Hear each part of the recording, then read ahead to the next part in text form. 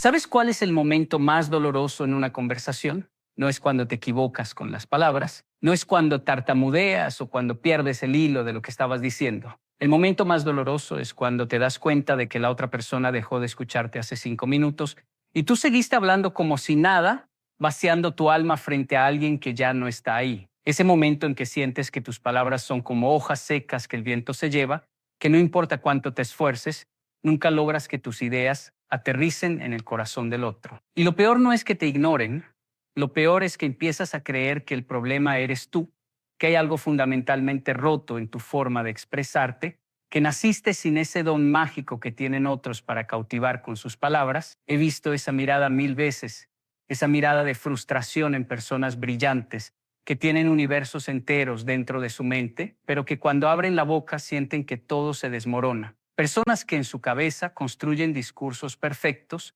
argumentos sólidos como el acero, pero que al momento de hablar todo se convierte en un murmullo confuso que ni ellos mismos reconocen. Y entonces llega la vergüenza, esa vergüenza que te hace querer desaparecer, que te hace prometer que la próxima vez te quedarás callado, que es mejor ser invisible que ser ignorado. Pero déjame decirte algo que tal vez nadie te ha dicho antes. El problema no es tu voz, el problema no es tu vocabulario. El problema no es que no seas lo suficientemente inteligente o carismático. El problema es que nadie te enseñó que hablar no es un acto de la boca, es un acto de la mente. Nadie te explicó que detrás de cada gran comunicador hay una psicología específica, un conjunto de principios que transforman palabras comunes en puentes que conectan almas. Y hoy, en estos minutos que compartiremos juntos, voy a revelarte esa psicología que ha permanecido oculta para ti, esos secretos que separan a quienes son escuchados de quienes son olvidados antes de terminar su primera frase. Hace muchos años,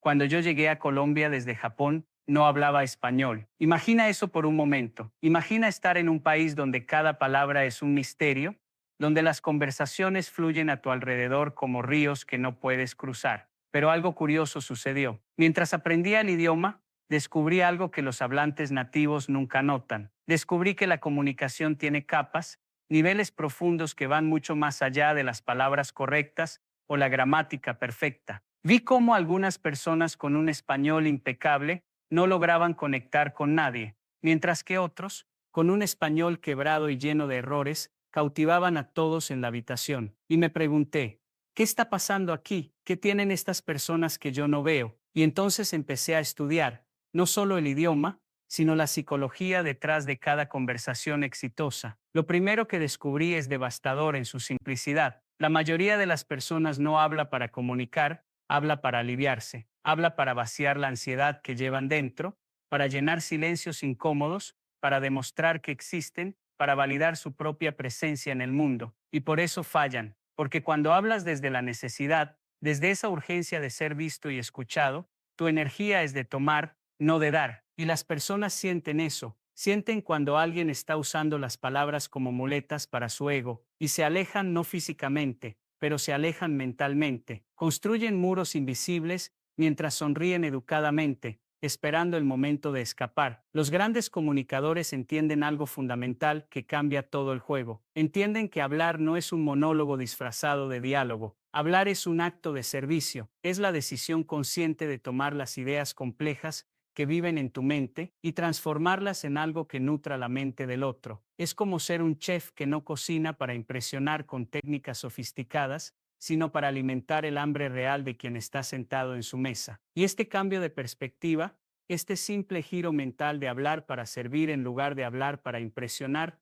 transforma todo. Pero aquí viene la parte que la mayoría no quiere escuchar. Para hablar 10 veces mejor, primero tienes que estar dispuesto a hablar 10 veces menos.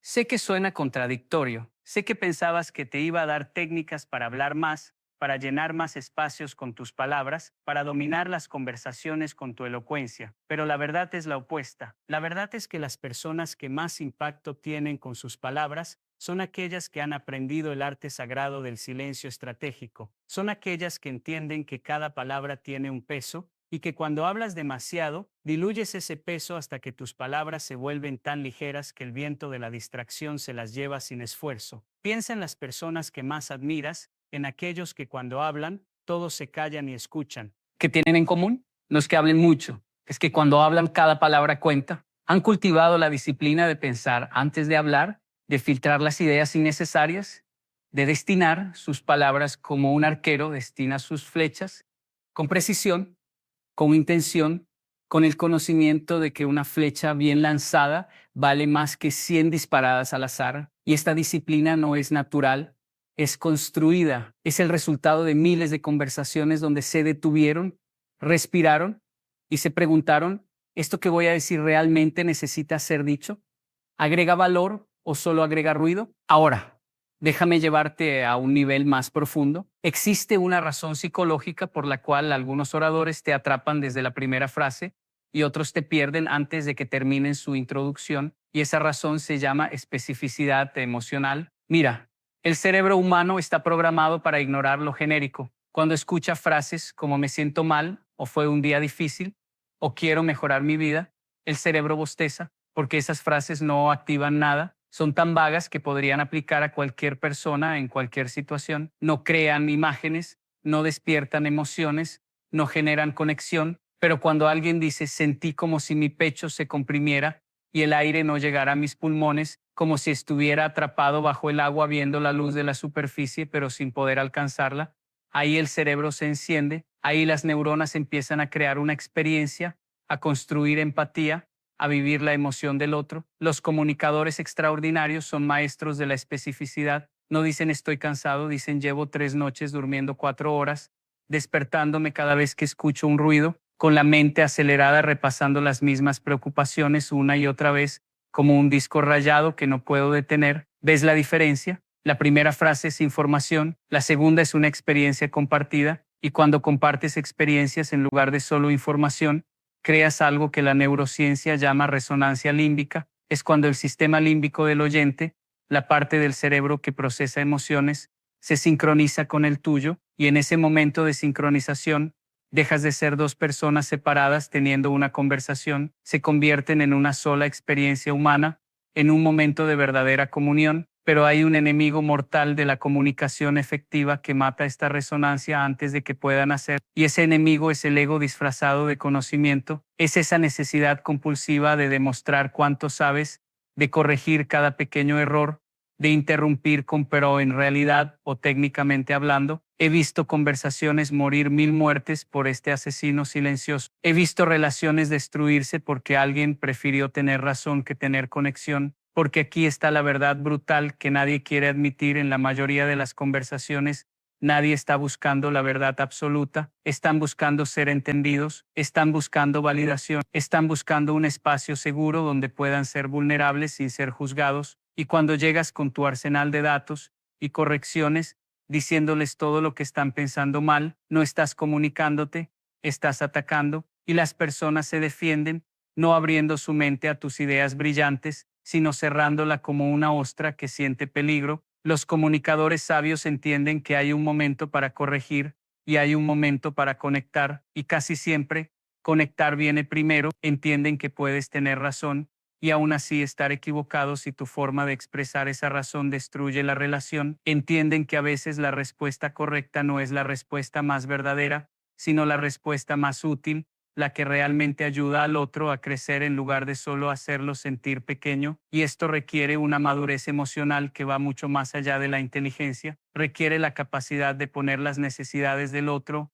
antes que tu necesidad de demostrar tu superioridad intelectual. Ahora quiero hablarte de algo que cambia radicalmente la forma en que las personas te perciben cuando hablas, y es el concepto de la escalera de abstracción. Imagina que la comunicación tiene niveles, como los pisos de un edificio. En el nivel más alto, el más abstracto, están las ideas generales, los conceptos filosóficos, las teorías amplias, y en el nivel más bajo, el más concreto, están las historias específicas, los ejemplos tangibles, las experiencias vividas. La mayoría de las personas se queda atascada en uno de estos dos niveles, o hablan solo en lo abstracto, perdidos en conceptos que suenan inteligentes pero que no se pueden agarrar, o hablan solo en lo concreto, contando historia tras historia sin nunca llegar a un punto mayor. Pero los maestros de la comunicación bailan entre estos niveles, empiezan con una historia concreta que captura tu atención, algo que puedes ver y sentir. Luego suben la escalera hacia el principio general que esa historia ilustra.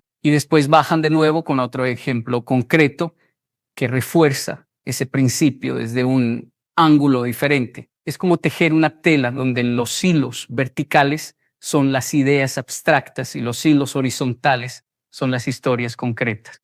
Y cuando termina la conversación, no te quedas solo con información abstracta flotando en tu mente, ni solo con anécdotas aisladas. Te quedas con una comprensión integrada, con algo que puedes tanto pensar como sentir, tanto entender intelectualmente como aplicar prácticamente. Déjame darte un ejemplo de esto mismo que estoy haciendo ahora.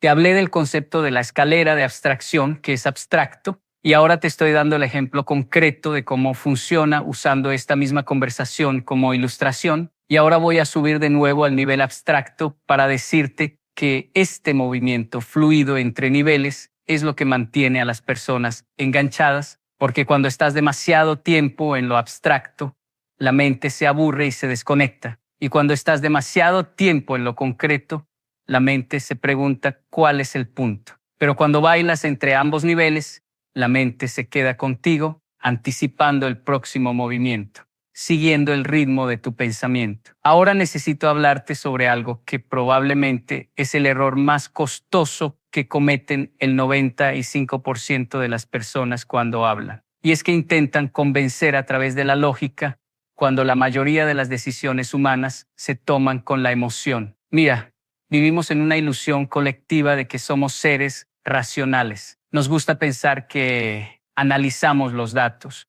que pesamos los argumentos, que llegamos a conclusiones basadas en la evidencia. Pero la neurociencia nos ha mostrado una verdad incómoda. La gran mayoría de nuestras decisiones se toman primero emocionalmente, en milisegundos, y después nuestra mente racional construye justificaciones para defender esa decisión emocional. Es como si el corazón decidiera y el cerebro se convirtiera en su abogado defensor. Entonces, ¿qué significa esto para tu comunicación? Significa que si quieres realmente influir en alguien, si quieres que tus palabras generen cambio real, tienes que dejar de bombardear con datos y empezar a construir puentes emocionales. Tienes que entender que antes de que alguien acepte tu idea, tiene que sentirse seguro contigo. Tiene que sentir que lo entiendes, que lo respetas, que estás de su lado incluso cuando no están de acuerdo. Y solo después de que esa seguridad emocional está establecida, solo después de que el sistema límbico da la señal de que está bien bajar las defensas,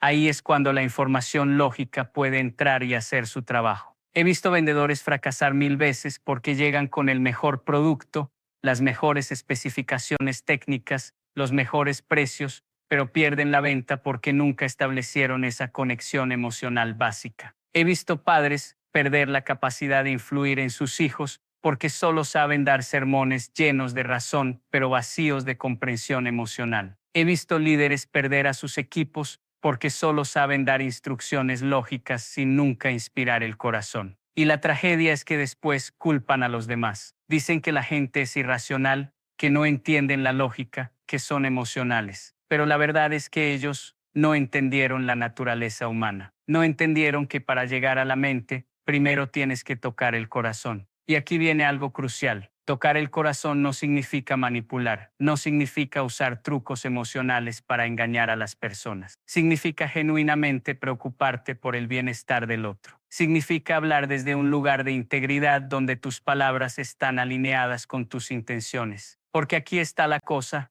Las personas tienen detectores de autenticidad increíblemente sensibles. Pueden sentir a un nivel subconsciente cuando alguien está siendo genuino y cuando alguien está actuando. Pueden detectar la incongruencia entre lo que dices y lo que realmente sientes. Y cuando detectan esa incongruencia, se cierran. No importa cuán perfectas sean tus palabras, si no hay autenticidad detrás de ellas, suenan huecas. Esto me lleva a un principio psicológico que transformará tu comunicación si lo aplicas consistentemente. Y es el principio de la vulnerabilidad estratégica. Mira, durante años nos han enseñado que para ser respetados necesitamos proyectar fuerza, perfección, control. Nos han dicho que admitir debilidades es ser vulnerable en el mal sentido, es dar armas a los demás para que nos ataquen. pero la investigación en psicología social ha demostrado exactamente lo contrario. Ha demostrado que la vulnerabilidad apropiadamente compartida no te hace más débil a los ojos de los demás, te hace más humano, te hace más confiable,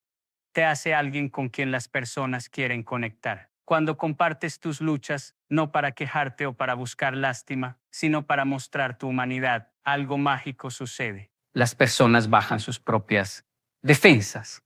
Piensan, esta persona no está pretendiendo ser perfecta, esta persona es real, es como yo, lucha como yo lucho. Y en ese momento de reconocimiento mutuo de imperfección, se crea un vínculo que ninguna muestra de fuerza o perfección podría crear. Es paradójico, pero los líderes más respetados no son aquellos que nunca muestran debilidad, son aquellos que muestran su humanidad mientras mantienen su visión y dirección claras. Pero hay un arte en esto. La vulnerabilidad estratégica no es desahogarte sin filtro, no es convertir cada conversación en una sesión de terapia donde vacías todos tus problemas sobre el otro. Es el acto consciente y deliberado de compartir las luchas que son relevantes para el momento, las que crean conexión sin crear carga.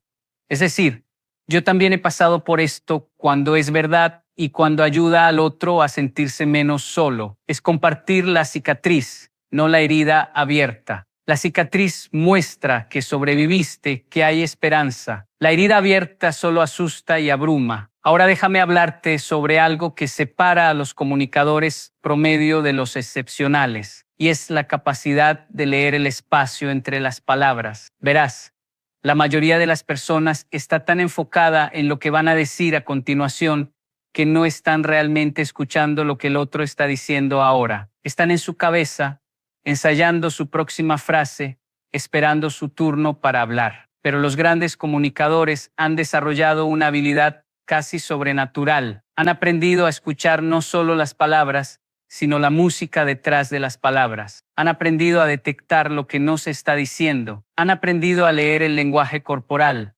el tono de voz, las pausas, las respiraciones, todos esos mensajes sutiles que revelan lo que realmente está pasando en el corazón del otro. Y cuando escuchas a este nivel profundo, cuando realmente estás presente con el otro en lugar de estar perdido en tus propios pensamientos, algo extraordinario sucede. Empiezas a ver patrones que otros no ven. Empiezas a entender no solo lo que la persona está diciendo, sino por qué lo está diciendo. Empiezas a captar las necesidades emocionales no expresadas, los miedos ocultos, las esperanzas secretas. Y cuando respondes desde ese nivel de comprensión profunda, cuando tus palabras tocan esas necesidades no expresadas, la persona siente que realmente la ves, siente que la entiendes de una manera que pocos lo hacen. Y eso crea una conexión poderosa, casi instantánea. Pero aquí está el desafío. Escuchar profundamente requiere silenciar el ruido interno, requiere calmar esa voz en tu cabeza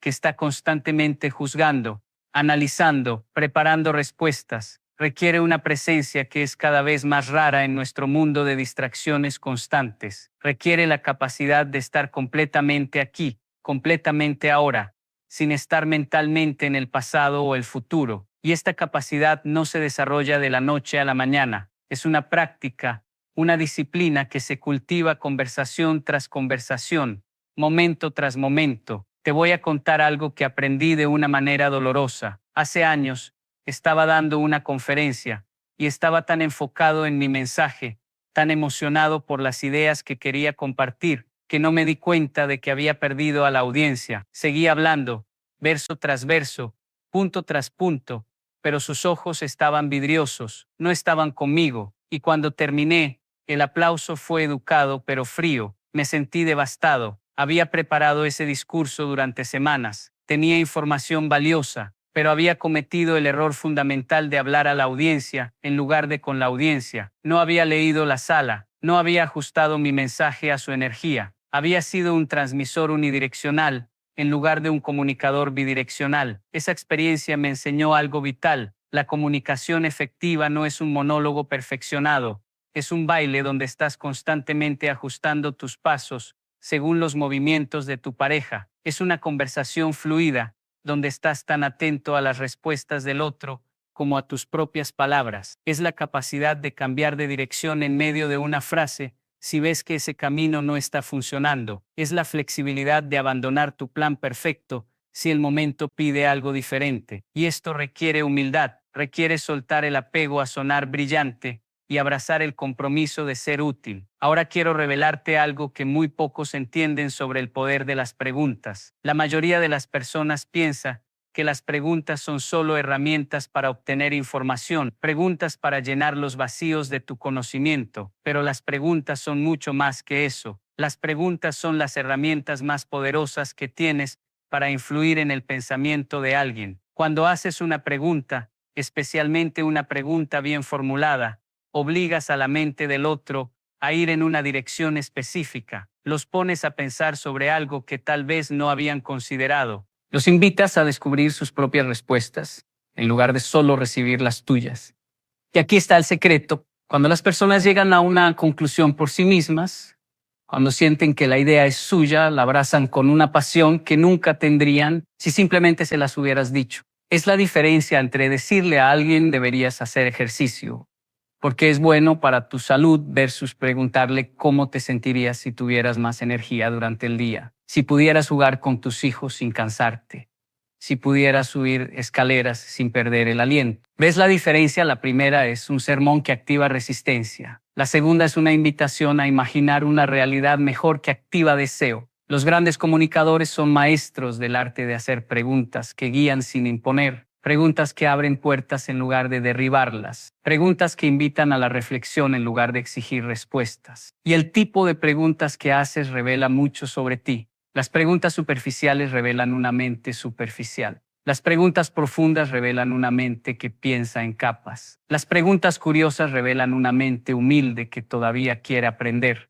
Las preguntas provocadoras revelan una mente valiente que no tiene miedo de desafiar el pensamiento convencional. Pero hay un tipo de pregunta que es particularmente poderoso y peligrosamente subutilizado, y es la pregunta que revela contradicciones internas. Cuando alguien te dice que quiere algo, pero sus acciones muestran lo contrario, en lugar de señalar directamente esa contradicción, lo cual activaría sus defensas, puedes hacer preguntas que los guíen a darse cuenta por sí mismos. Puedes preguntar, dices que tu familia es tu prioridad número uno, ¿cuánto tiempo de calidad pasaste con ellos esta semana? Y entonces esperas, dejas que esa pregunta haga su trabajo, dejas que la incomodidad de la contradicción surja no desde tu juicio, sino desde su propia conciencia. Y en ese espacio incómodo es donde sucede el crecimiento real. Ahora necesito hablarte sobre algo que muchos evitan, pero que es absolutamente esencial para comunicarte 10 veces mejor, y es el concepto de muerte conversacional. Hay frases, patrones de habla, comportamientos verbales que matan conversaciones al instante. Son como veneno lento que va erosionando la conexión hasta que no queda nada. Y la mayoría de las personas los usa sin darse cuenta, preguntándose después por qué sus conversaciones nunca van a ningún lado. El primer asesino conversacional es la invalidación. Es cuando alguien comparte algo importante para ellos y tu respuesta minimiza su experiencia. Es cuando dicen estoy pasando por un momento difícil y tú dices pero hay personas que la están pasando peor o no es para tanto o ya se te pasará. Cada una de esas respuestas, aunque bien intencionadas, le dice a la persona que su dolor no es legítimo, que está exagerando, que no debería sentirse como se siente. Y eso cierra la comunicación, porque si siento que no puedes sostener mi dolor sin minimizarlo, nunca más voy a ser vulnerable contigo. El segundo asesino es el cambio de foco prematuro. Es cuando alguien está contándote su historia y tú la interrumpes para contar la tuya. Es cuando dicen me pasó algo increíble y tú dices, ah, sí, a mí una vez me pasó algo similar y ahí ya perdiste la conversación. Porque el mensaje implícito es que tu historia es más importante que la de ellos, que no tienes paciencia para escuchar la de ellos completamente antes de cambiar el foco a ti. Y esto es especialmente común en personas que creen que están siendo empáticos al compartir sus propias experiencias, pero en realidad están robando el micrófono. El tercer asesino conversacional es el consejo no solicitado. Es esa compulsión de arreglar cada problema que te comparten. Alguien te dice estoy frustrado con mi trabajo y tú inmediatamente empiezas deberías hablar con tu jefe, deberías buscar otro empleo, deberías hacer esto y aquello. Pero aquí está la cosa. El 90% del tiempo cuando alguien comparte un problema, no está buscando soluciones, está buscando ser escuchado, está buscando validación, está buscando procesarlo en voz alta. Y cuando saltas directo a dar consejos, sin siquiera preguntar si los quieren, les estás diciendo que no confías en su capacidad de resolver sus propios problemas. Les estás quitando su poder. El cuarto asesino, y este es sutil pero devastador, es la falta de curiosidad genuina. Es cuando haces preguntas pero tus ojos están muertos. Tu energía está plana. Está claro que estás haciendo las preguntas por cortesía, pero no te importa realmente la respuesta. Las personas sienten eso. Sienten cuando tu curiosidad es auténtica y cuando es performativa. Y cuando sienten que no te importa genuinamente, se cierran. Dan respuestas cortas y superficiales porque saben que profundizar sería un desperdicio, que estarían vertiendo su corazón frente a alguien que no está realmente presente. Entonces, ¿cómo evitas estos asesinos conversacionales? Primero, desarrollas lo que yo llamo escucha generosa. Es la práctica de escuchar con la intención de entender, no de responder. Es suspender temporalmente tu propia agenda y dar espacio completo a la experiencia del otro. Segundo, practicas la validación antes del consejo. Antes de ofrecer cualquier solución, demuestras que realmente escuchaste y entendiste. Dices algo como, puedo imaginar lo frustrante que debe ser eso, o suena como una situación realmente difícil. Y solo después de validar, solo después de que la persona se siente vista, preguntas, ¿te gustaría que comparta algunas ideas o solo necesitas que te escuche ahora mismo? Y tercero, cultivas la curiosidad genuina haciendo preguntas de profundización. No te quedas en la superficie. Cuando alguien dice algo, preguntas, cuéntame más sobre eso. ¿Qué fue lo más difícil de esa situación? ¿Cómo te hizo sentir eso? Y mientras preguntas, mantienes contacto visual, tu lenguaje corporal está abierto. Tu energía dice claramente, tengo todo el tiempo del mundo para ti ahora mismo. Y esa presencia, esa atención completa, es uno de los regalos más raros y preciosos que puedes dar en este mundo de distracciones constantes. Ahora quiero hablarte sobre el poder transformador de las pausas. Vivimos en una cultura que tiene terror al silencio. Cuando hay una pausa en la conversación, inmediatamente sentimos la necesidad de llenarla con palabras, cualquier palabra, como si el silencio fuera una falla, una grieta que debe ser reparada. Pero los maestros de la comunicación entienden que las pausas son donde vive la magia. Las pausas dan tiempo para que tus palabras aterricen, para que penetren más allá de la comprensión superficial. Las pausas crean anticipación. Las pausas permiten que el otro procese lo que acabas de decir antes de abrumarlo con más información. Piensa en los oradores que más te han impactado. Probablemente no son aquellos que hablan rápido y sin parar, llenando cada segundo con palabras. Son aquellos que tienen el coraje de hacer pausas dramáticas, de dejar que el silencio respire entre sus frases, porque entienden que el silencio no es vacío, es espacio lleno de potencial. Es el lienzo en blanco sobre el cual tus palabras pintan su imagen. Y cuando permites ese espacio, cuando no tienes miedo del silencio, demuestras confianza. Demuestras que no necesitas llenar cada momento con ruido para validar tu existencia. Pero hay algo aún más profundo sobre las pausas. Las pausas te dan tiempo para pensar, te dan el espacio para asegurarte de que las próximas palabras que digas sean las correctas, las útiles, las necesarias. En una cultura que valora la respuesta rápida, hay un poder enorme en decir, déjame pensar en eso un momento. Hay sabiduría en no tener una respuesta instantánea para todo. Hay integridad en tomarte el tiempo para formular una respuesta considerada en lugar de disparar lo primero que viene a tu mente. Y aquí está algo que cambiará tu forma de comunicarte para siempre. Las personas no recuerdan todo lo que dices. De hecho, olvidan la mayoría de tus palabras minutos después de que termina la conversación. Lo que recuerdan es cómo los hiciste sentir. Recuerdan si te sentiste seguro o amenazante.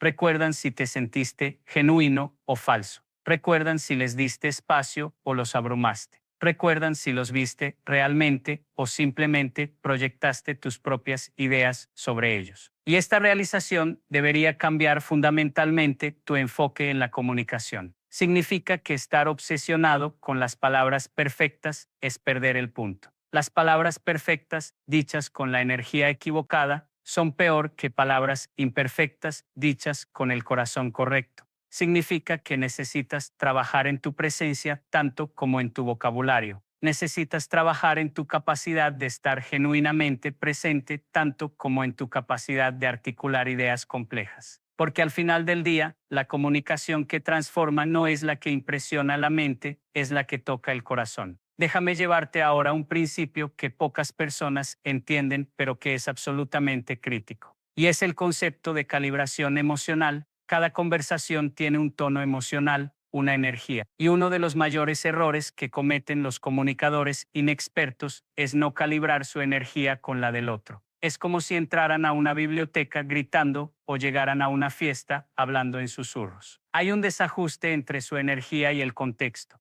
Y ese desajuste crea fricción, incomodidad, desconexión. Los comunicadores sofisticados hacen algo diferente. Primero, leen la energía de la habitación, la energía de la persona con la que están hablando. ¿Están tranquilos o agitados? ¿Están abiertos o defensivos? ¿Están reflexivos o emocionados? Y entonces calibran su propia energía para que haya un puente. No significa que copien exactamente la energía del otro, eso sería artificial. Significa que encuentran un punto donde pueden conectarse, donde su energía reconoce y respeta la energía del otro. Si alguien está pasando por un duelo profundo y llegas con energía efervescente y optimista, vas a crear una brecha. Si alguien está celebrando un logro importante y llegas con energía sombría y pesada, también vas a fallar en conectar. La calibración es el arte de sentir la temperatura emocional del momento y ajustar tu termostato interno para que haya armonía. Y esto no es manipulación, es respeto.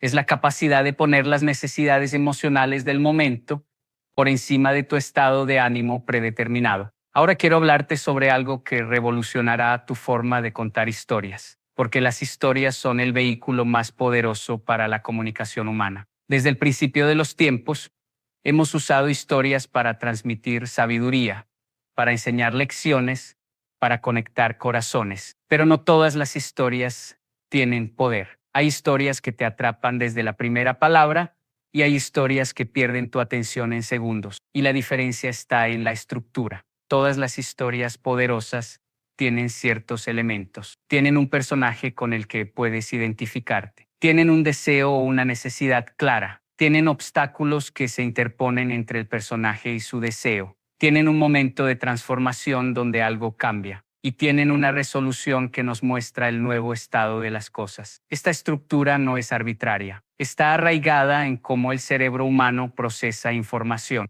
El cerebro está diseñado para buscar patrones, para anticipar, para resolver tensiones. Y cuando una historia sigue esta estructura, el cerebro se engancha, espera ansioso la resolución. Pero aquí está el secreto que separa las historias buenas de las extraordinarias. Las historias extraordinarias no solo tienen estos elementos, los tienen en el orden correcto y con el énfasis correcto. Empiezan con un gancho, algo que captura la atención inmediata. No empiezan con contexto aburrido o antecedentes innecesarios. Empiezan en el medio de la acción, en el corazón del conflicto. Y entonces, solo después de que tienen tu atención, llenan los detalles necesarios para entender la historia. Y las historias extraordinarias también tienen algo más. Tienen detalles sensoriales específicos. No dicen entré a la habitación, dicen entré a la habitación y el olor a café quemado me golpeó. Las luces fluorescentes zumbaban sobre mi cabeza